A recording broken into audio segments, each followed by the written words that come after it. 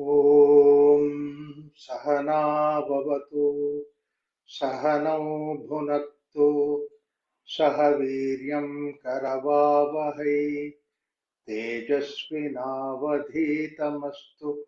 मा विद्विषावहैः। ॐ शान्ति शान्ति शान्तिः।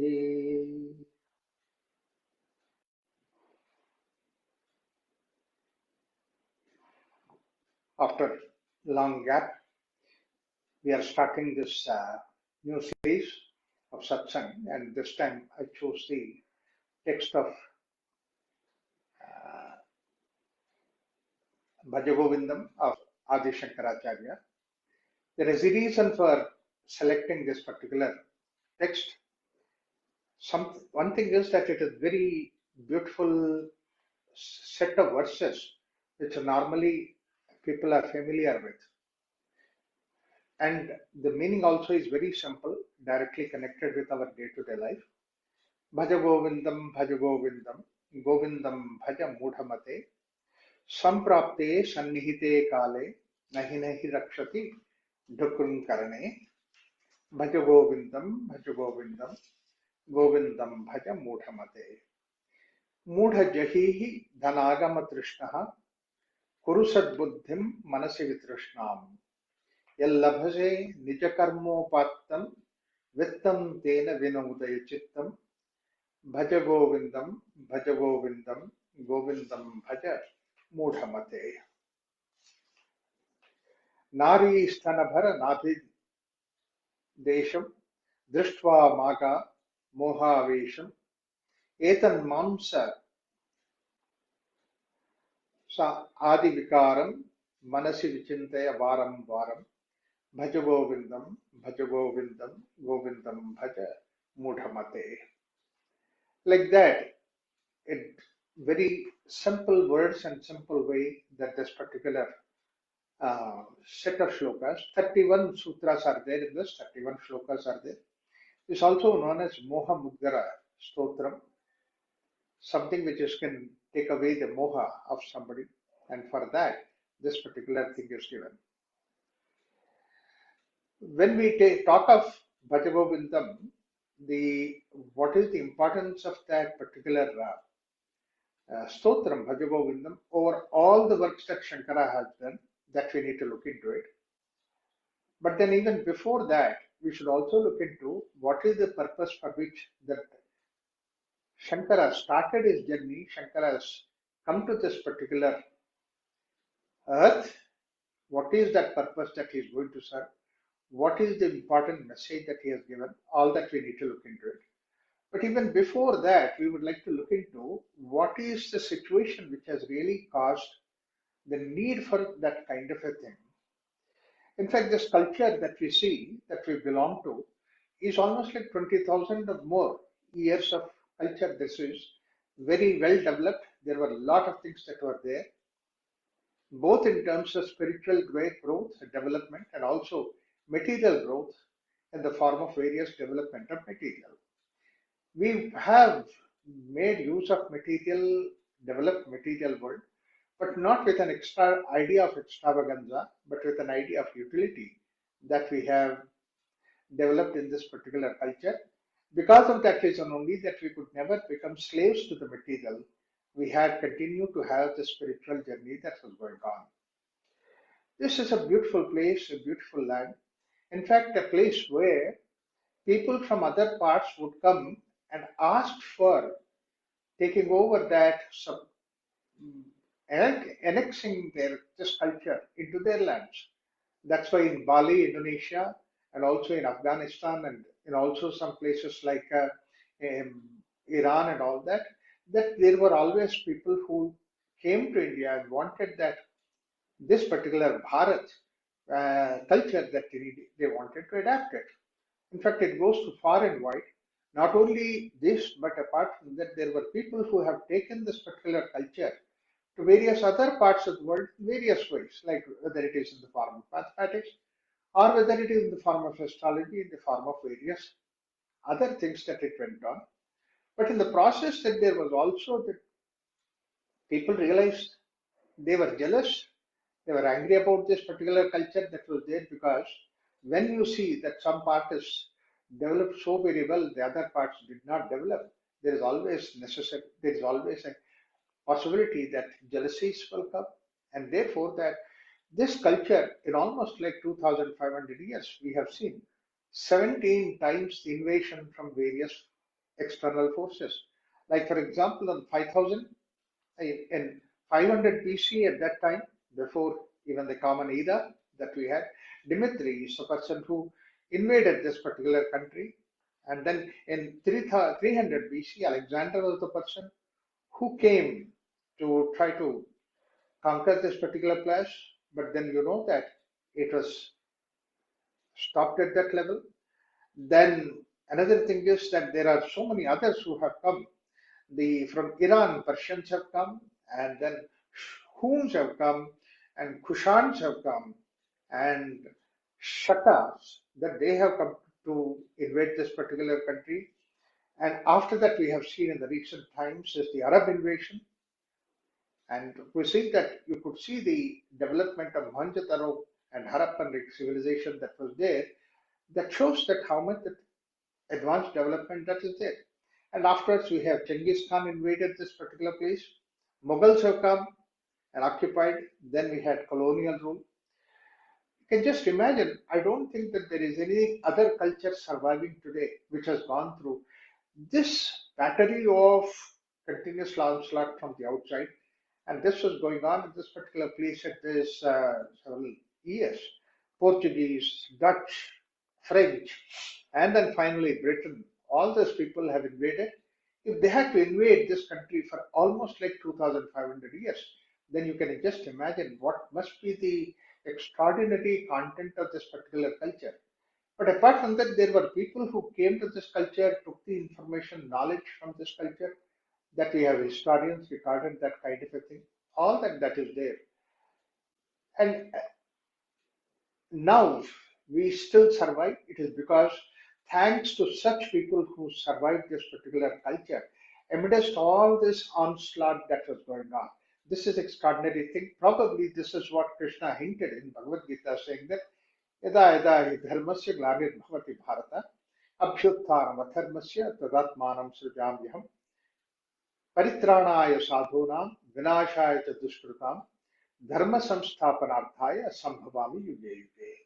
He has given us the idea that sambhavami yuge yuge, again and again, this kind of a thing that will happen, to see that there are people who try to adharma, trying to take over from dharma, this particular place. At that point of time, again, the godly forces, divine forces will come forward to see that the divinity in the world is encouraged, and then re-establishing of this thing that takes place. We know very clearly the same thing, and then when we read about the story of Rama and the story of Krishna, that they have really come to establish dharma, re-establish dharma. That's why when Rama was born, when Rama was supposed to go to the mm, with Vishwamitra at that time, the very purpose for which the Rama was came and started his work was given by the shloka Uttishta Rama, get up. Vishwamitra says that Kausalya Supraja Rama Purva Sandhya Pravardate Uttishta Narasharthola Kartavyam Daiva Mandikam. This is Daiva Mandikam Kartavyam. That's what is re-establishment of the dharma. So dharma finds a decline at that time that this comes. Again and again this happens. And Krishna's advent also, we see that the whole of Bhagavad Gita was given to Arjuna in such a way that he re-established the whole dharma against the dharma. So I don't want to get into that detail, but how it happened, all that. But then you can see that this kind of thing that was happening again and again, repeatedly it can happen. But all these things that you can see that we think that it is by the physical invasion, by force, by power, somebody with that kind of a with that kind of a uh, capacity like Rama or Krishna will come and see that we is war, and then negativity is removed and all the evils and danavas are eliminated, and therefore it comes. So Dashavatar also shows that how various times that the Lord himself comes back to see that at one time he has come to protect uh, the the literature of this particular place, Vedas. At another point of time, he has given in such a way that the best of these things, nectar that has come out, and then that is what spreads into the world. So, like that, every time that you see that there is something that is really un, uh, unimaginable kind of a thing that comes on the society, that it is coming like that. We have seen all those things and we read about the various avatars of Vishnu coming here and re-establishing. But we never heard of Shankara's avatara that has come. And Adi Shankaracharya is one such advent that has come really extraordinary way that it has come. But this avatara has not come for killing somebody or what is bad to be eliminated and all that. This is a totally different kind of an avatara that we have. And the reference for this avatara has come in actually in Bhavishya Purana, Mahabharata, and in the 14th, in the 36th Adhyaya in Mahabharata, Bhavishya Purana says that Kalayached Dusam Sahasrante Loka Anugraha Kamyaya Chatur Chaturbhisha Chaturbhisha Sishyastu Shankaro Avatirishyasi. In fact, that means four main Sishyas, along with that, Shankara will come back. And this is what is said in Bhavishya Purana. It's almost like 5,200 years ago, 5,500 years ago. He said after 2,500 years that this is going to happen. And that's what he says that Dusahasrante. That means after 2,000 years or later, it will happen. Now, connected to that, we need to really give the idea of Shankara's advent to be 2000 years old. But actually, the historian these days will give 788 AD. Why they have given like that is based, it actually, that this is what uh, many people have accepted Aryan invasion theory. And according to Aryan invasion theory, the earth was formed according to the Genesis 4,000 years ago, 4000 BC or something like that. And therefore, basically, from that they calculated Shankaracharya to be in the year of AD. It is not before BC, before Christ. So therefore, that they made their calculations. But today, the calculations are very clear that there are so many Shankara Peters that are there will give us the whole detail of that. So we don't have to go by the Western historians to give us the date of Shankara. We have the Shankara's date very clearly by our own scriptures. So about in the Kali Yuga 2000 years later, Shankara was born, and that is about 2500 years ago that Shankara was here. And there are actually, he was born in a place called as Kaladi, which is the banks of the river, close to Perambavur and a place like that. And then it's a Kaladi, and he's born in a Nambudri family, and the parents were Shivaguru and Aryamamba. Very late that Shankara was born, so his father was very advanced age, and when Shankara was born. So after Shankara was born, actually his father died. Um, so Shivaguru died, though he was the initial teacher for him, initiated into Brahmacharya, but then later Aryamamba was taking care of Shankara. And we know the simple story that he was there one day in the river, Periyar River, and at that time that a crocodile caught him, and then Aryamamba, he started shouting, and Aryamamba came and said that you tell that I can go for sannyasa, then the crocodile will leave. But otherwise, the crocodile will eat me. So then Aryamamba was in a fix, and then she said, okay, all right, that you can take sannyasa. She gives permission for him with a condition that whenever she wants him, he should come back. He should come to her. And with that idea, that crocodile left. Whether it is true or not, it's a very simple idea is that a crocodile represents all the various attractions of the world and all those things. And then when mother herself from her heart gives sannyasa to Shankara, naturally he will not be caught by all these worldly snares. So that is a simple significance of that particular thing. We may not give much importance to that, but a lot of people give importance to that instant. But after that, the kind of work that Shankara has done is something which is so extraordinary. What really happened at that time when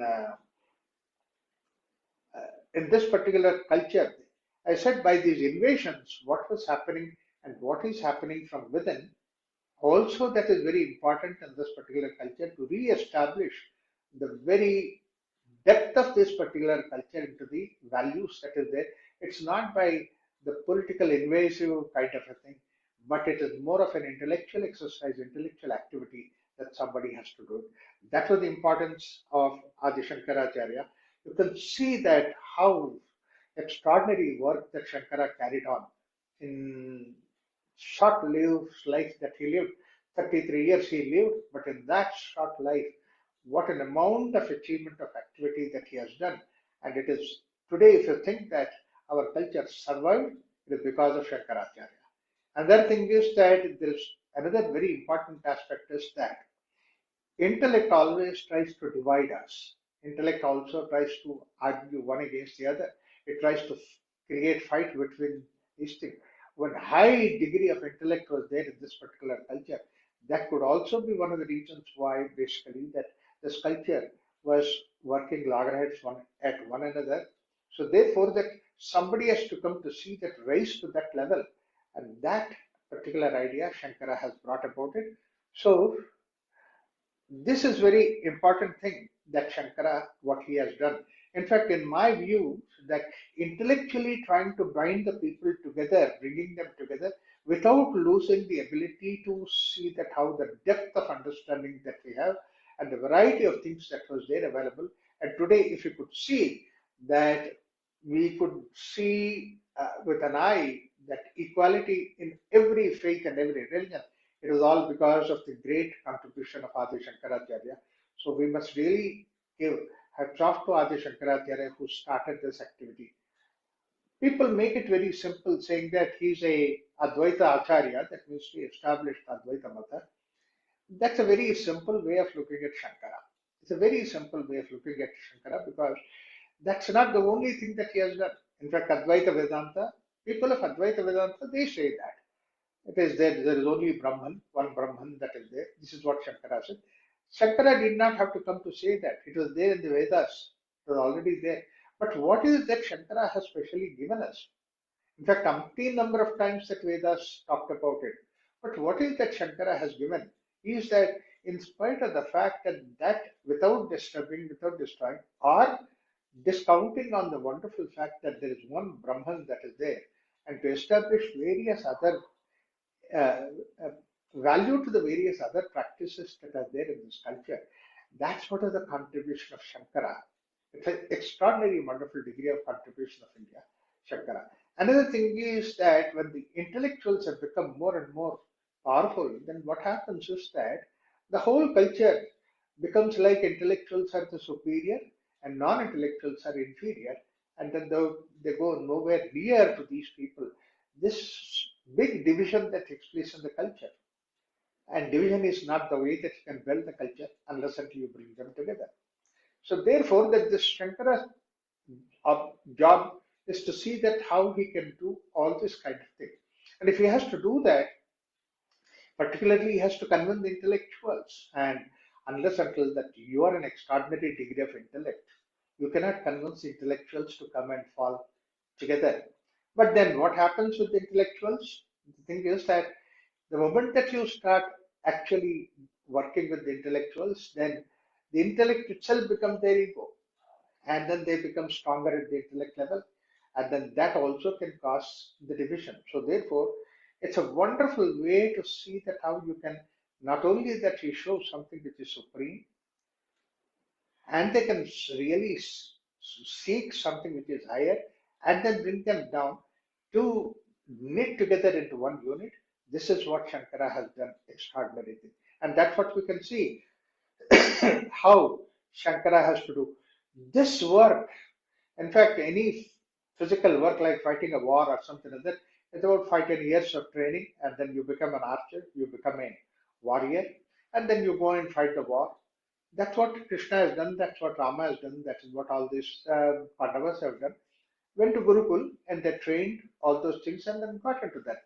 And that is much more simpler than going to the intellect to see that how you can excel and do that kind of an activity.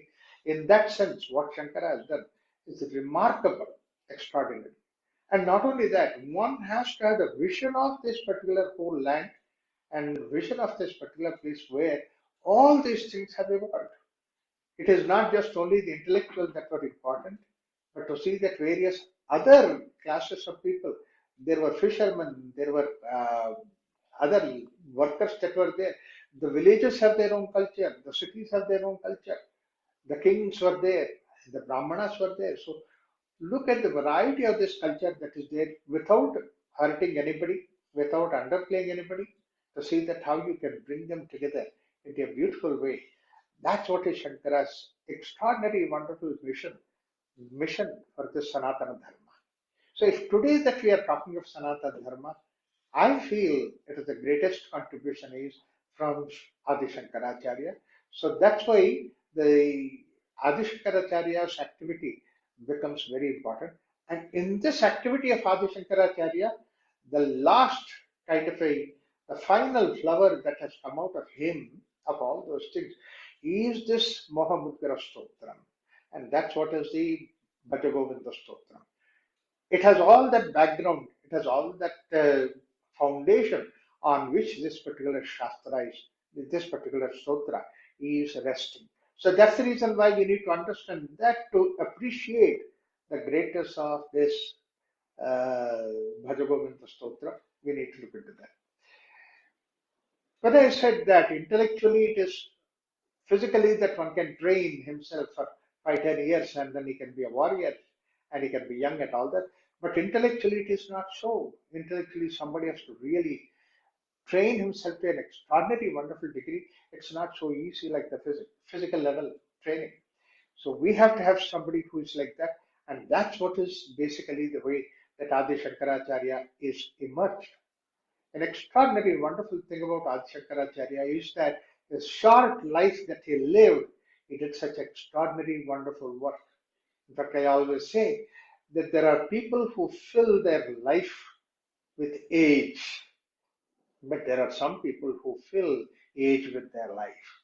And Shankara, and I also count Vivekananda, these are the two people who filled life with age. That means to say, the short life that they lived, but they filled so much of life in that activity that they have done, the work that they have done, that people will remember, work for that for next 10,000 years, 20,000 years. So what Shankara has done, a contribution to the culture, survives for us for 10 to 20,000 years to come. That is how basically he established the whole thing. It's an extraordinary, wonderful effort that he has done. So what are the things that he has done? In fact, there is a sutra that comes about him, his life. That is a very beautiful way it explains about that.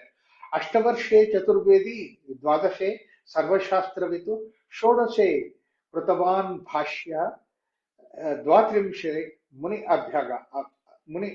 Abhyagad.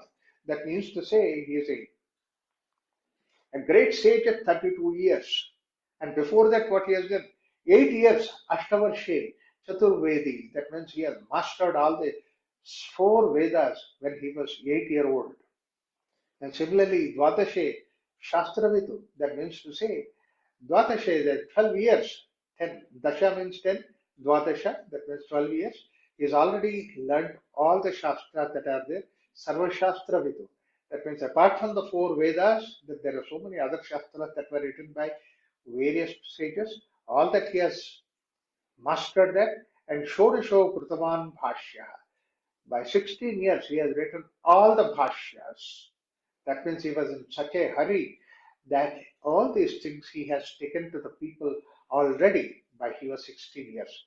In fact, the story goes this way that Shankara was there. He left his house very early.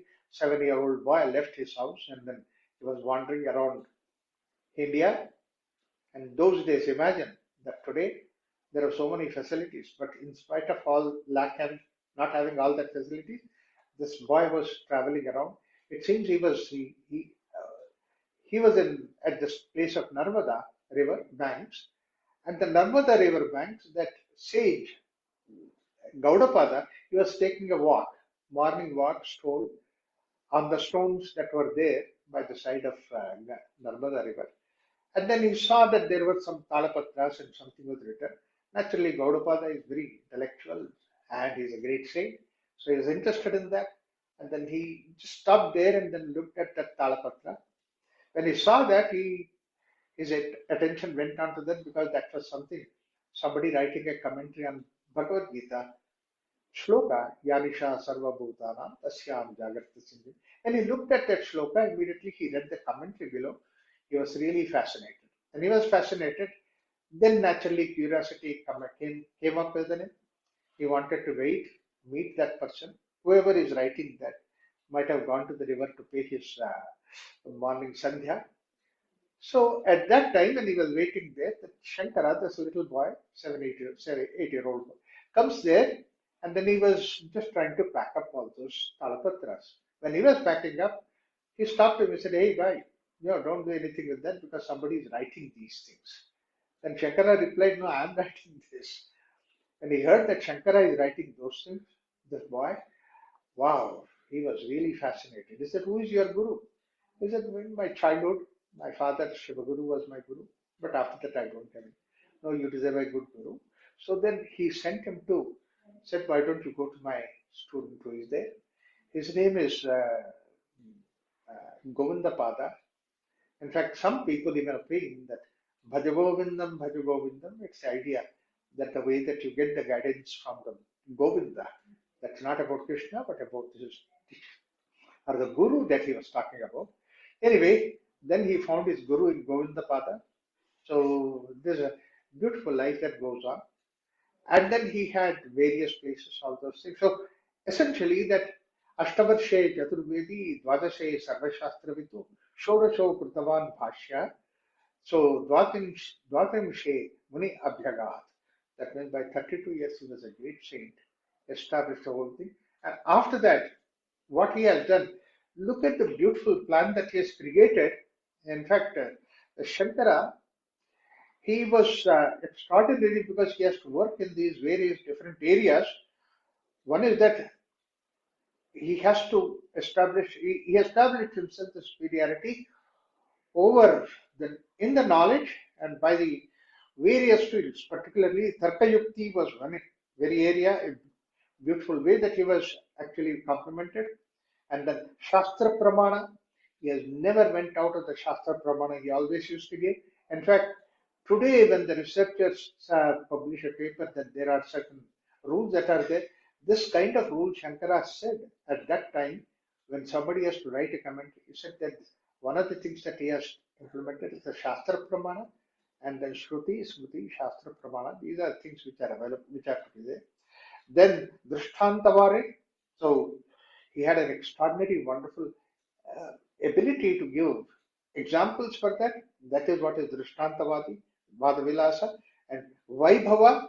That means to say it's, there's a majesty in the argument that he gave, and Vak Chaturya, that he has extraordinary, wonderful knowledge to give. Vak Chaturya was there, and basically the Digvijaya, wherever that he went, and this idea that people felt that he is the leader and his words are the words that carry the message, and then he had a Kaushala, and all these things are there. Apart from that, he also in the battlefield and such a way that, like the way that Krishna went for discussions with Kamsa to annihilate, but then it failed, therefore he had to slay Kamsa. Whereas similarly, Rama had to slay Ravan, but Adi Shankaracharya, he had the discussions with the people so that he could win them, not physically, but in the Shastric way, therefore that they could become his disciples. That's another very, very important idea that he has given. We need to understand this, that it is called as Shankara Mandanamishra Samvada, whatever Shankara had given Samvada. There are only two Samvada or three Samvadas that is there recorded, and one is the Krishna Arjuna Samvada, and second thing is Shankara Mandanamishra Samvada, and third is Ashtavakra Samvada that we see of Janaka. What is the difference between simple logic and knowledge and all those things, and the samvada. The idea of samvada is that basically that you simply have the knowledge and you argue somebody, defeat somebody else, and this is what is vada. And in vada, what happens is that you give your argument, that person gives his argument, whether that is matching or not matching, you don't even bother about it. That's what is vada. Vivada is something where the intellect, you try to use your intellect and that person uses intellect in such a way that intellect will never allow you to accept the defeat. And defeated feels insulted, defeated feels that only thing is that he is not really defeated. If he had only one more argument, he would have won it. So this is a kind of feeling that one will get. That means that basically that the knowledge is not really serving the true purpose because any vada, any intellectual exercise is supposed to improve, enhance our knowledge. But then, rather than enhancing the knowledge, and that vada becomes like a your ego, and then you will wait. When can I gather some more information, some more ideas to see that next time I go to him and then I defeat him? So you're waiting for a chance to defeat somebody else. The winner is also not safe. The loser is also not safe. It means both of them are losers. No question of win-win situation. Whereas Sampada is the case where there is a win-win situation that nobody is a loser. Look at the way that when Krishna and Arjuna did Samvada take place, Krishna has not won. Arjuna did not lose. Arjuna also won. Krishna also won. Basically, Krishna feels that yes, Arjuna feels that yes, Krishna is the right person, therefore that I should surrender in front of him. So he could surrender so that it can enhance his knowledge, it can enhance his own perception of the world. So this enhancement takes place, and that's why the Samvada is used. The same thing about Shankara Mandanavishna Samvada also, that where both of them argued from their point of view and all those things. At the end of it, for outsiders, it might look that Shankara won and Mandanavishna lost the argument. And not only that, that they also chose, they have to choose, supposed to be a judge in between. And Shankara chooses Mandanavishna's wife as a judge. Bharati was there as a judge. Normally, what happens is that you don't judge the opponent's wife because that she will always have the bias towards her husband. But Shankara, he was very, very conscious about this thing, so he chose her because he says that such a discussion that goes on between Mandana Mishra and Shankara, the judge should be somebody who is equally competent. Not any ordinary person can be the judge. So therefore, when Shankara and Mandana Mishra are discussing, Bharati became the judge because she is extraordinarily wonderful, brilliant person. So therefore, she could understand the argument, she could take the side, give the judgment in the right direction. So therefore, that he chose her. Not only that, he was so honest in his attempt that here that's purely the knowledge is going to be tested, nothing else. So as a result of it, what happened? At the end of it, Mandana Mishra seemed to have lost, but then Bharati said, no, no, no, Mandana Mishra is only half, and I am the second half. Therefore, the wife is always Ardhangi. So you should defeat me also, then only that you have really won. And Shankara, and what is the condition that he says? Shankara says, okay, fine, can argue. And then Bharati put such kind of a question which only a householder can have an experience of that. And without the experience, Shankara cannot give an answer for that. It looks like a cunning game, but that was not the idea. Shankara asked for some time, 6 months time. 6 months he went to a king who into a forest where the king just then he was he got killed, and that means to say when the death occurs, it's only physical death to the body, but then still the prana is there; it has not yet gone out from him. At that point of time, Shankara's extraordinary ability he enters into that, and then goes through all that experience that the king used to have it, and then he comes back to the teacher. And the way that the confidence with which Shankara comes back to Bharati, he recognizes that Shankara already had that experience. So said, no more questions. I also surrender to you. So both of them became his disciples because it is not the question of Shankara one or Mandana Mishra one, but it is the knowledge which has won. So that's an extraordinary, wonderful thing that happened in the case of Shankara. After that, when he got that, then look at the way that his mission, like that, where other disciples were also there, but I don't want to get into the detail. But look at the way that he has thought about this whole culture, this whole vast land of India. It has the big cities, and it also has the tribal areas. It has the forests, and it has the mountains. It has the simple hills. All those things are there. So he established all these things in the form of various sampradaya, that is sannyasa sampradaya, at all these places. That's what he calls it as Dashanami Sampradaya. Might have heard this word, Dashanami Sampradaya.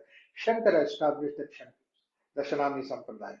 That means to say, he developed the sages, saints, and people who can give, who can meditate, who can take this knowledge forward, and not only forward in the sense of the knowledge, but also to see that it can go to the people, right kind of people. For that, he has done these things, and then he developed all the Dashanami Sampradaya, which are supposed to be Vana, that means who they are there in the farmlands, and then Aranya in the forest land, Giri, those who are on the hills, Sagara, those who are at the coastal area, Tirtha, those who are at the river places, Tirtha, and Ashramas, those who established the ashramas and the people who are staying there, Puri, those who are in the cities, Bharati, and these are the people who have an immense knowledge inside, and then that knowledge working that they do it. Saraswati are the people who have taken the Vedic knowledge as a purpose. So all these things, these 10 different sampradayas that Shankaracharya created. Idea of creation, these things today also that we hear. Shankaracharya, somebody has named as that Giri, Ananda Giri. That means he is supposed to be from Giri Sampradaya that he comes to. Whereas Chandrasekhara Bharati, Bharati is one Sampradaya that people are given to the Vedic knowledge. So like that, various things are there. Saraswati, Swami Dayananda Saraswati. This is the Saraswati Sampradaya. So they have given the idea that the very name indicates that what is the purpose that they have given, and they have taken those ideas forward into that areas. Like that, there were people who are taking these cultural ideas and all the scriptures and all those things to the villages and to the coastal areas, to the river banks, all those places. That means to say, he has really length and breadth of the country that he has created what is called the matrix to see that his knowledge goes on. So apart from these things, he also those who are fighting for the war, safety. For that, he created two different sampradayas. One is the Dandi Sampradaya, and the other is Naga Sampradaya. In fact, it is the Nagas who have really fought against the invaders at one point of time to see that this particular culture is saved.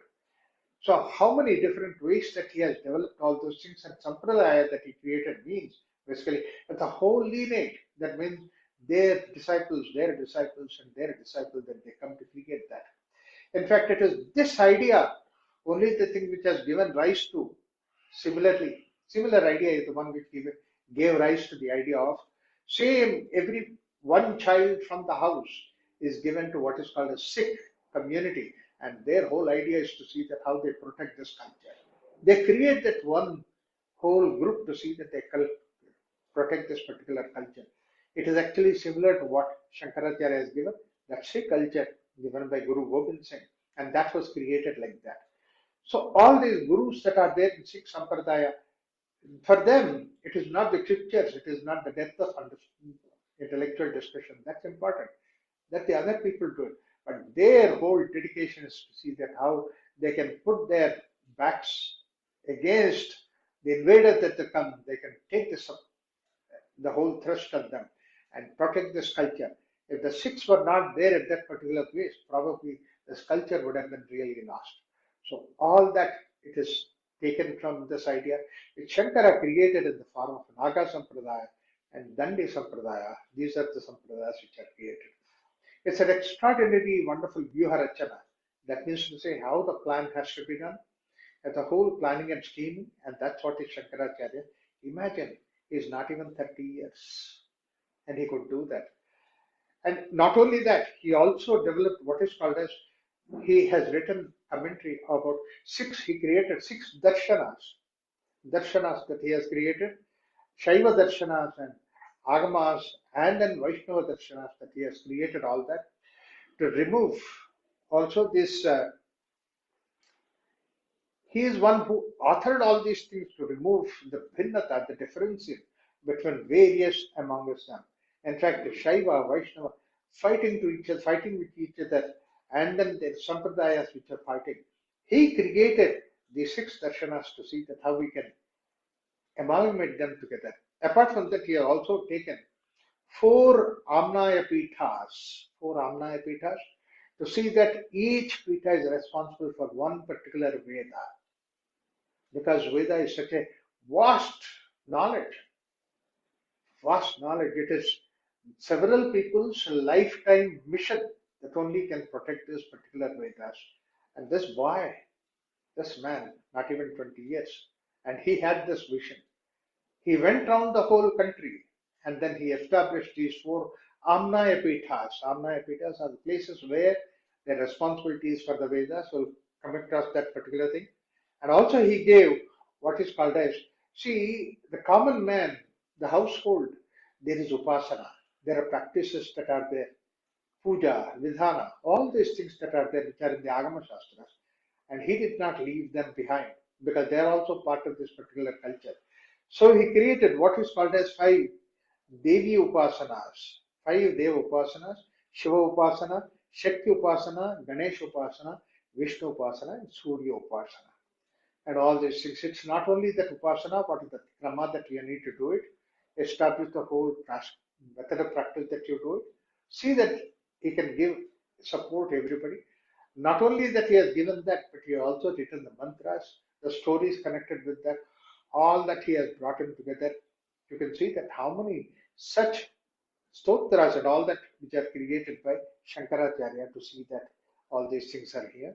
Apart from that, he is also known as Shanmata. That's why these six different matas that are given, Shaiva Mata, Vaishnava Mata, and all that.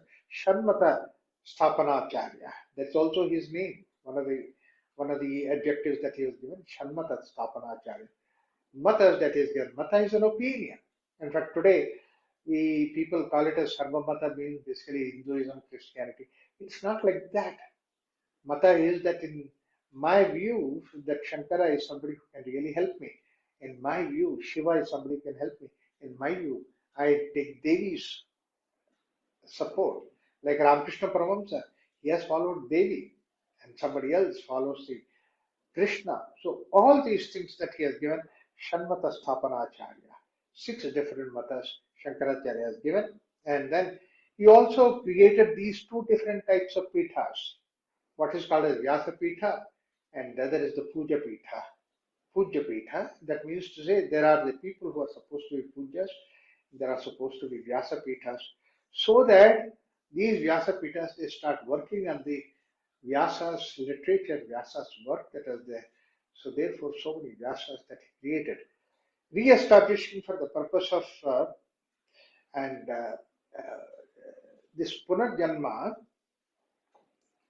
So all these Vyasa Pitas and also the Puja Pitas that he has given is Puja Pitas that are given is for the same of re-establishing the idea of what is called as Punarjanma.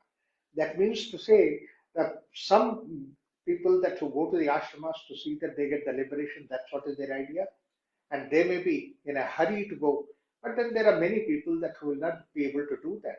It's like the way today that we have the IITs, and we also have the other engineering colleges. That some people can go to IITs, but there are others they have to different levels. So the same kind of a thing that he has given to see that how there are practices to see that your Purajnanma is safe established. This kind of an idea that is given. So when you look at all this arrangement that Shankara has done, it's all the unity and diversity. There's such a diverse aspect of this culture. diverse aspect of people. Everybody cannot do the same thing. If you want everybody to follow the Upanishad and Vedas and complete master all those things, then only very, very few handful of decimal number of people can do that. Others cannot do that. And the others feel inferior and they feel superior. Arrogance comes into the picture. There's no question of accepting this diversity with the respect. And this is what Shankara has done ideologically, culturally, educationally, spiritually, and in all different ways, the way that they do the activity, karma, all those things you see, that you can develop a unity in this particular diversity. That's a beauty what Shankara has given. In the East, Shankaracharya has established, he sent his disciple in the East, and that is what is Padmapada. One of his disciples is Padmapada. It's a very beautiful story about this Padmapada, how the name has come. And here is a person that was supposed to be very innocent, very undereducated kind of a person that he was there. And he was like left alone. And others used to always feel that this man is somebody who uh, does not have that devotion. But then Shankara wanted to probably teach others a lesson. He called Padmapada. He called him to come. And this river is there in between them. He came running across the river, and he could have easily been driven away by the currents of the river. But then basically the way that he was running on the river, that out of protecting him, wherever that he keeps his foot, the flower Padma, that means the lotus flower, would come and support him. So therefore he was given as a Padmapada. So very interesting stories to realize that what an extraordinary, wonderful contribution that he has given. The other thing is Sureshwaracharya, and then he's also another great saint. People never thought that he was educated because he would always sit in the class quietly and he would not speak anything. Others would speak. They never want, no, he was Sureshwaracharya, and he established what is called a Shringeri Sarada Pitha. So, Padmapada has established this, Shankara established the Puri Govardhana Sampradaya, that is Govardhana Matha, and then for that he made Padmapada as the chief of it. And Padmapada, that Puri Govardhana Matha, in charge of one of the Mahavakyas of the Vedas, that is what is Prajnanam Brahma, and that is taken from Rigveda. So Rigveda is the Veda for that particular Puri Govardhana Matha of Shankara Matha, and that's there of the east. In the south, this Sringeri Sharada Pita, and for that, Sureshwara is supposed to be the head of that.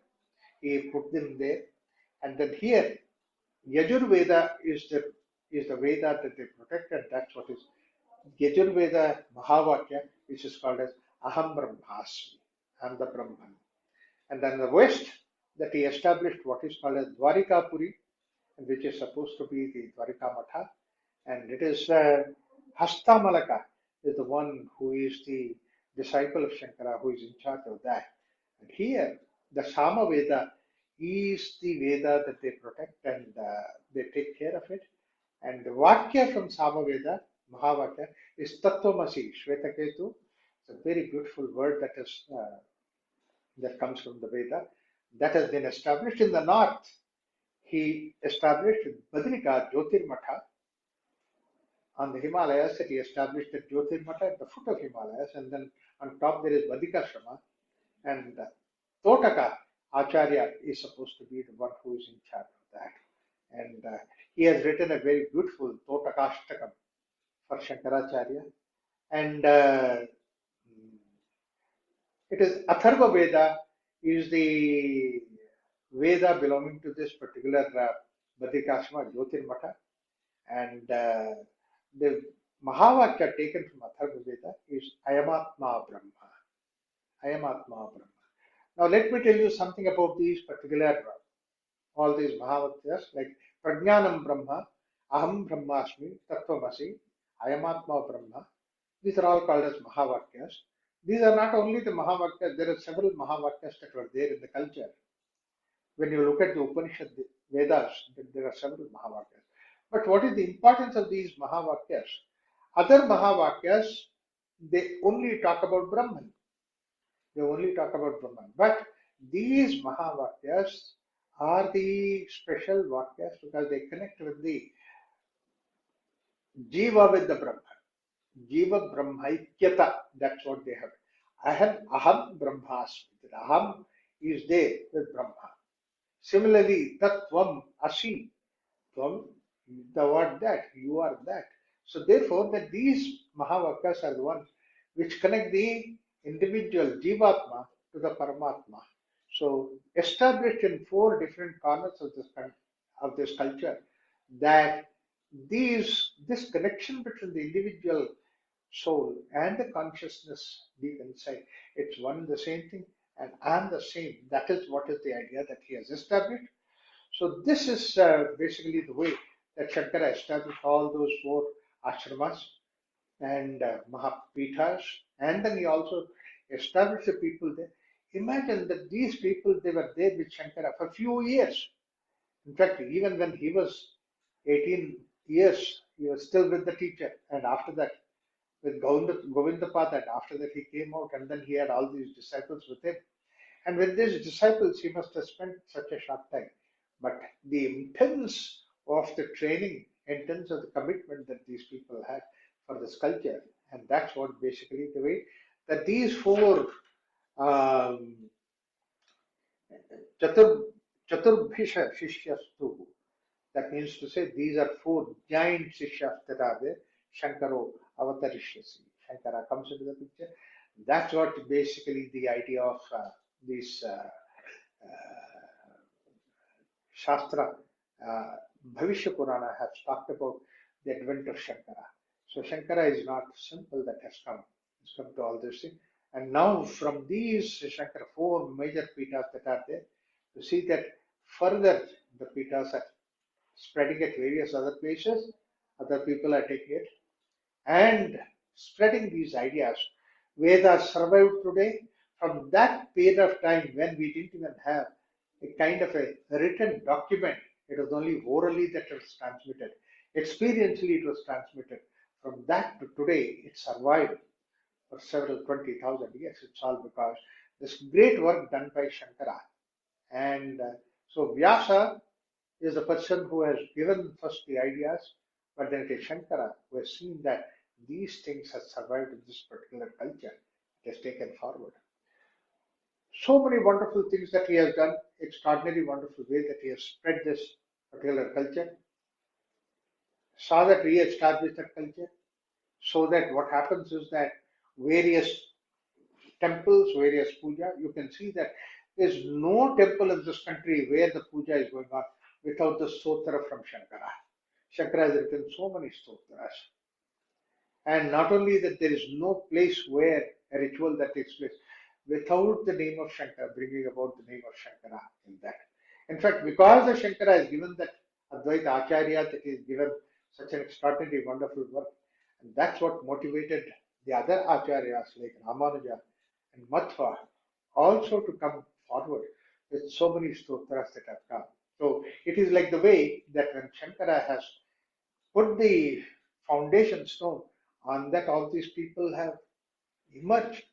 So they are not actually against Shankara.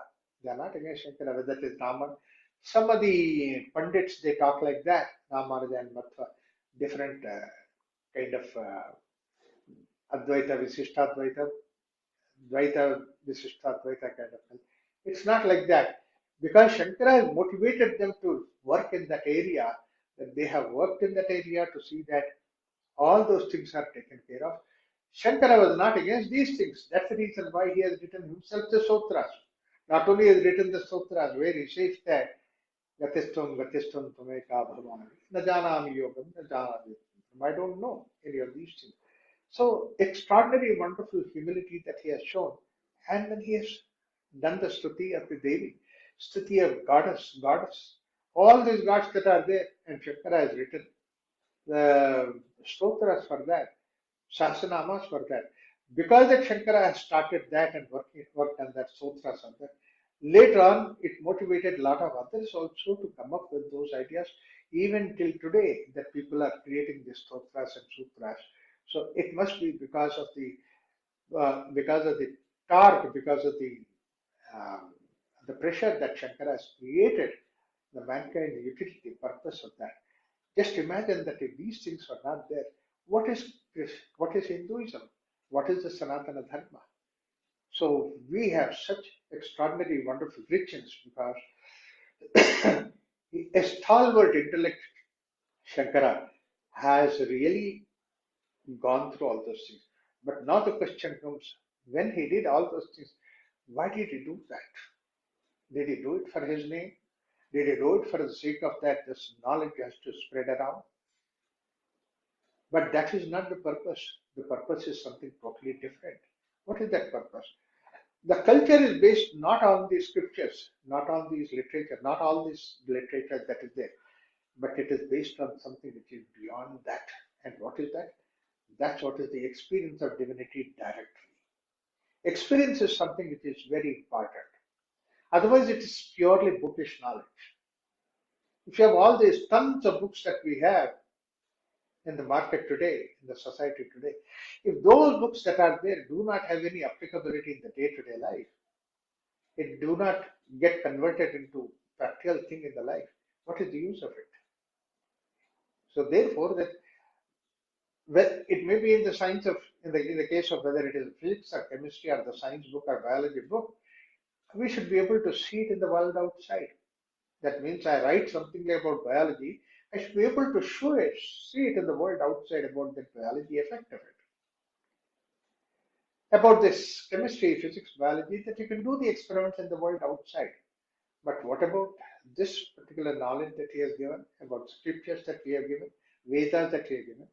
It is something which people have to experience.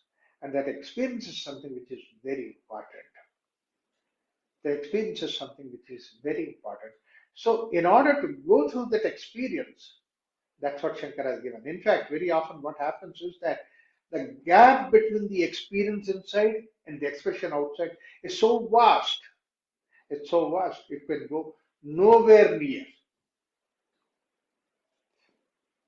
Buddha had an experience, and all these people say just they have come to Buddha.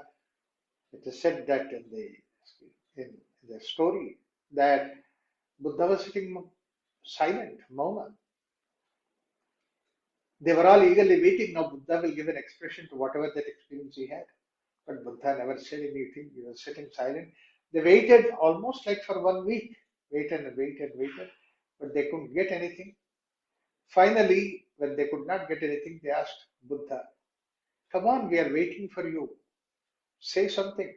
Because with Buddhatva, 1 in a million years, somebody will get into that, and then you are one fortunate in that. Why don't you express about it? What is their experience? Buddha said, the gap between the expression and the experience is so big. The experience belongs to the unknown. Experience belongs to something which is immeasurable, Brahman. Whereas expression belongs to the world outside. It belongs to the words. And the words belong to the world outside. And words are what you have given. Words are given by human being. And the experience is something vast. So I cannot explain about that. If I try to explain anything, it is so it is so diluted compared to the experience that I have. People will mistake me. But then the sages who are there, one of the elderly sages said, but then people mistake your silence. You are keeping quiet. They don't know that you have a buddhatva. They are thinking that you did not have that experience. It's all right. Let them mistake my silence. Either they mistake my words or they mistake my silence. It's okay, all right. But then one wise person, he said to Buddha, requested Buddha, but there are some people who are at the threshold. They're trying to go to that state and they're trying to find out that state, and then they are at the threshold. And a word that comes from you works like a catalyst to see that for them to give a push. That means to say you translate your experience of the words. Words are not giving, but the experience is that which is being translated by those words. When he requested like that, Shankara was convinced, and when Buddha was convinced, he spoke. The same way that this Shankara's whole idea is to see that with all this discussion, with all this establishment we have done, is to see that people are motivated to go towards that experience. That was his common urge within him. That was the most extraordinary thing. In all the other stotras that Shankara has given, all the other bhashyas that he has given, all the commentaries given, the Vedas and Upanishads, you may not see it so eloquently about that Shankara's idea that experience is something which is not the expression. Experience is something which is extraordinary. If the expression is going to help you to go towards experience, then that expression has done the service. But if expression arrests you from going through the experience and say that, yes, now I know it, and then I can also express it without ever having an experience, I have done a disservice to you.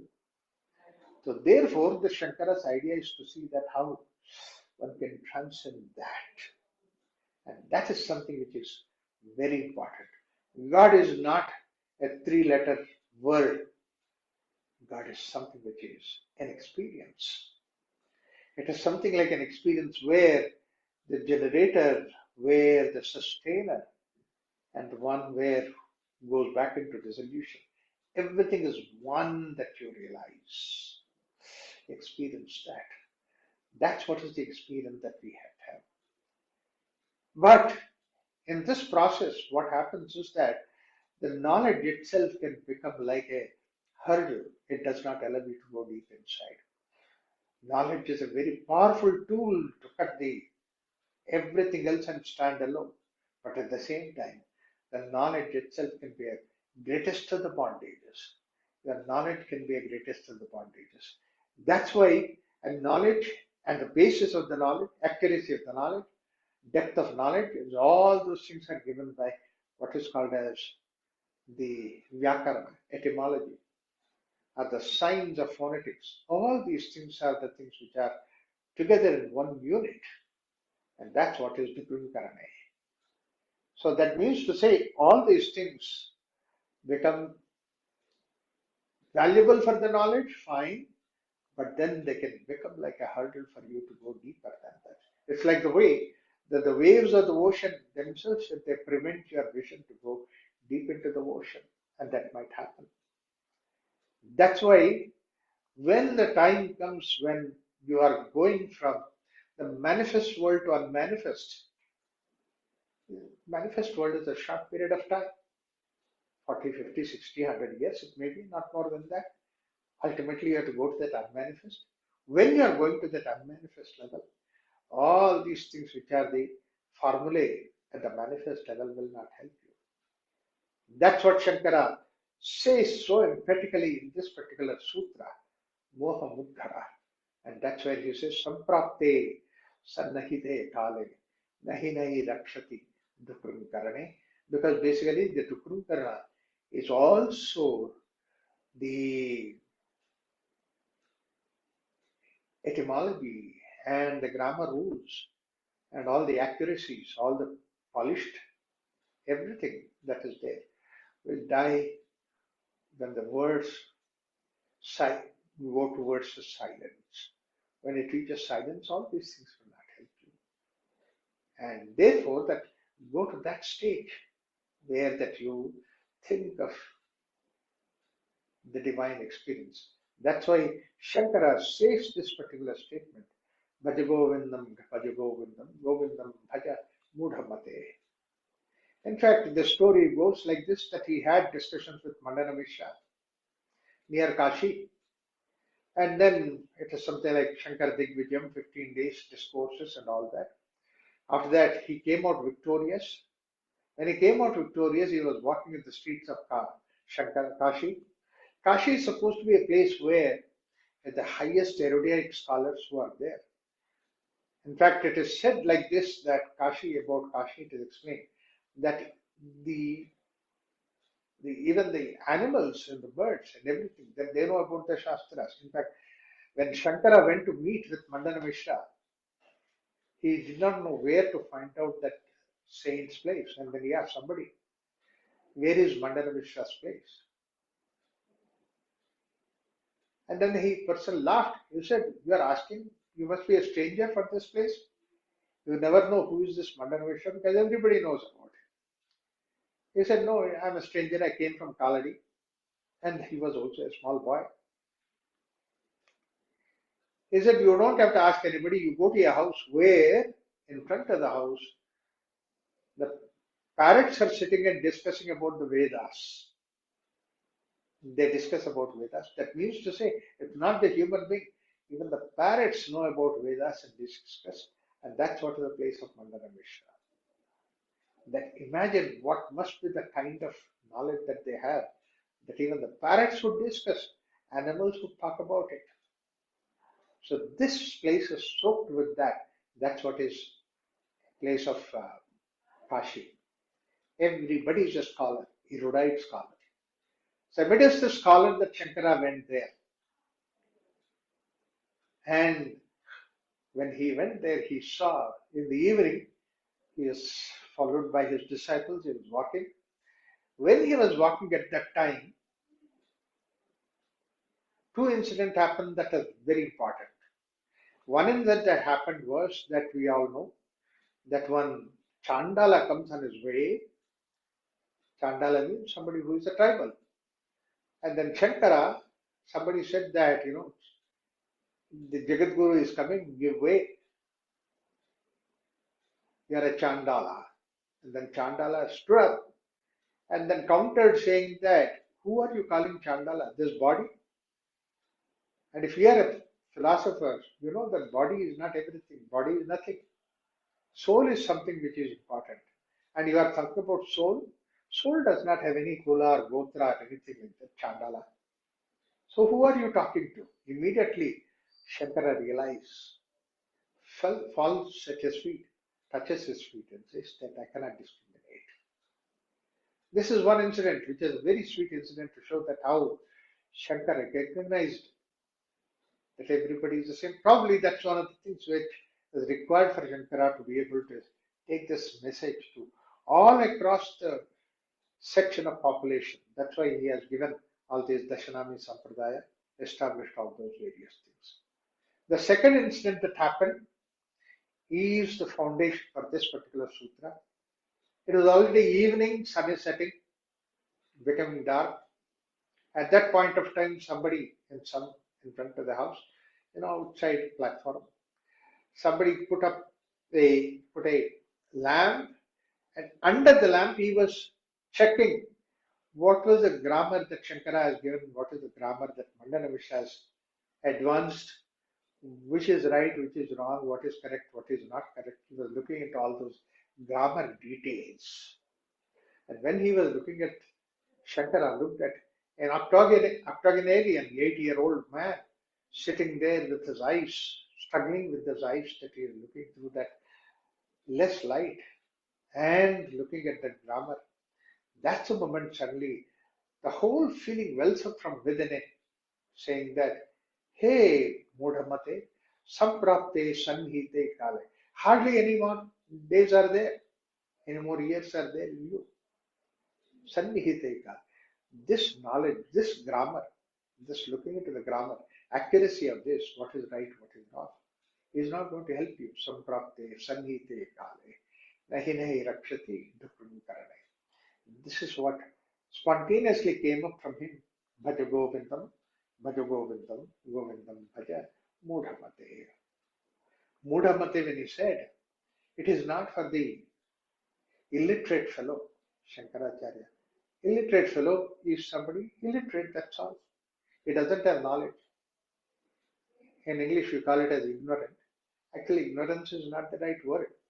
Ignorant, lack, not having knowledge is basically what is meant by ajnana. So there is one thing called as ajnana and the other is jnana. But then he didn't use the word called Ajnani or Jnani, but he called it as Mudha Mate. And Mudha is many times looked at as derogatory, as something like he's